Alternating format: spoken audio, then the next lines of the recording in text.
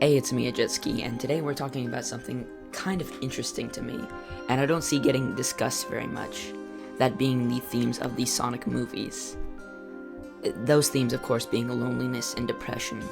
It is such a strange topic to talk about when it comes to Sonic the Hedgehog of all things.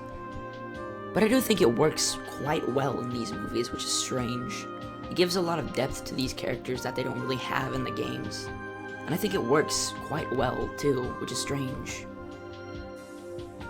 There's a lot of depth given to specifically Sonic, Tails, and Knuckles. But there are little moments here and there with even the human characters, which I find quite nice. Starting off with Sonic, the first 30 minutes of the movie, the first movie anyways, is dedicated to showing how lonely and somewhat depressed Sonic is. He has almost no interaction with anybody, except for one guy, but he is deemed crazy by everybody around him, so that doesn't really matter. It's so strange. He has nobody at all. I think the most defining moment of this is the baseball scene, where he's pretty much just playing baseball with himself. And when he finally realizes it, he goes into a complete mental breakdown. And it's pretty sad, honestly. Hard to watch, especially when you think about it.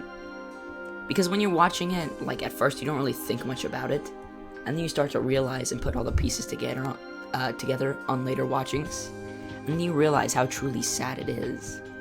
Like a good chunk of the first movie is just completely dedicated to Sonic feeling all alone.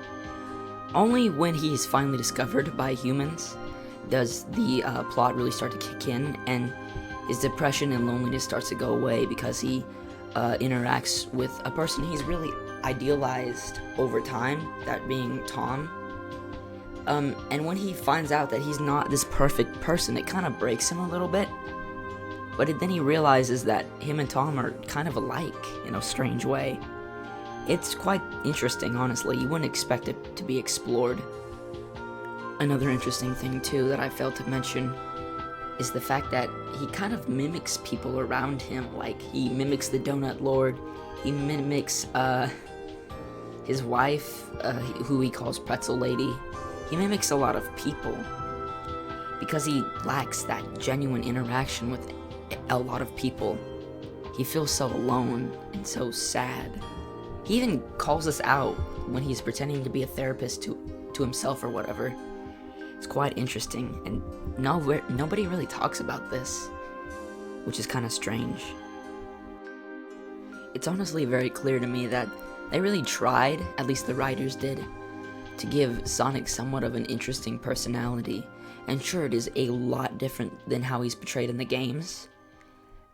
It's still quite interesting, and is very grounded and down to earth. I think it does succeed for the most part. His personality has changed a lot since the beginning of the first movie, when the second movie starts up. He's much more adventurous, he's much more outspoken, and it is quite interesting to see this, because he's a lot more like the video game counterpart, unlike the first movie, which he was not really like at all. I'm getting the idea that by the third movie, he's gonna come full circle and just be Sonic from the video games, which I'm down for completely. They really seem to be taking their time with developing these characters.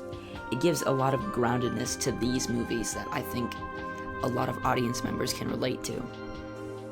Now when it comes down to Tails, Tails has somewhat of a similar character arc to Sonic. It's heavily implied that he has watched Sonic for quite a while and is inspired by him, just as the Sonic was inspired by the Donut Lord, or Tom, or whatever. It's quite interesting, and it gives a lot of parallels between Sonic and Tails, which it would explain why Sonic sees and likes Tails a lot, because he sees a lot of himself in Tails. It's quite interesting. It's not really explored, it's more implied than actually shown, but it's still quite interesting nevertheless.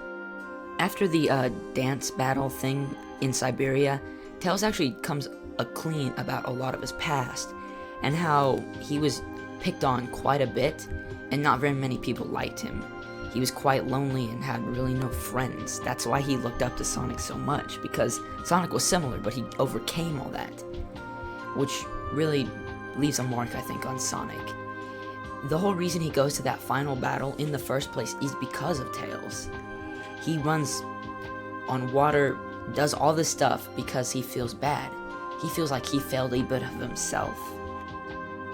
That is such an interesting thing that I think could have been explored a lot more, but it really wasn't. It was left a little bit ambiguous, but it's still pretty interesting nonetheless. Another character I think worth talking about is Knuckles. Knuckles has a connected backstory with Sonic. Knuckles' entire tribe and family went to go hunt down Sonic's mother figure, Longclaw, and they both just kind of disappeared. Nobody knows what happened to them. And maybe that'll be revealed in the third movie. It's not really known for sure, but I would be interested to see. Knuckles grew up quite lonely. He had no interaction with anybody because his entire family is just gone. And he blames Sonic and Longclaw for this, which, I mean, I don't know. He wants this Master Emerald because it's what his family wanted. He doesn't really want it himself. All he cares is about avenging his family. Avenging that self of pride they once had, but it's gone because they themselves are gone. It's quite interesting, and you don't really get to understand this until about midway through the movie after the climactic chase in Siberia. This gives Knuckles' character as a whole a lot more depth than he originally would have had. One more character I want to talk about is Eggman himself. It's heavily implied that Eggman, growing up as an orphan, was not treated nice by anybody, and his whole outlook on life is, well, if nobody treated me nice, why should I treat them nice? And it's kind of sad, and you don't really think much about it until you rewatch the first movie and his first interaction with Tom. Unless that's totally fabricated. But I like to think it's true, and he's letting a little bit of himself show.